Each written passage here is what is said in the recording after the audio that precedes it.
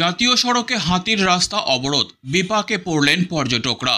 সোমবার রাতে লাটাগুড়ি থেকে মালবাজারগামী ৩১ নম্বর জাতীয় সড়কে হাতির পাল দাঁড়িয়ে থাকার ফলে প্রায় ১ ঘন্টা রাস্তা অবরুদ্ধ হয়ে পড়ে।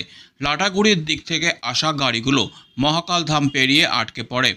অন্যদিকে মালবাজারের দিক থেকে লাটাগুড়ির দিকে আসা গাড়িগুলো গরুমারা গেট পেরিয়ে রাস্তায় আটকে পড়ে।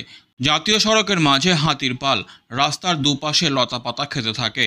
রাস্তার দুধারে হাতির পাল থাকায় প্রায় ঘণ্টাখানেক বন্ধ থাকে জাতীয় সড়ক। এক এক করে ১২টি হাতি রাস্তার ধারে চলে আসে। নিমেষের মধ্যে বন্ধ হয়ে যায় লাটাগুড়ি থেকে মালবাজারের মধ্যে যান চলাচল। খবর দেওয়া হয় লাটাগুড়ি ও গরুমারা বন্যপ্রাণী বিভাগকে।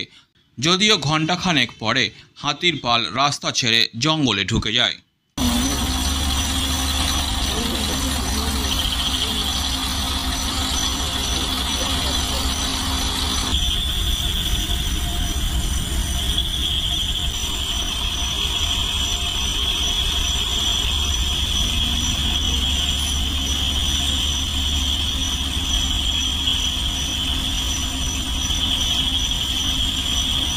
Disclaimer. This channel may not promote any violent, harmful or legal activities. All content provided by this channel is meant for an educational purpose only.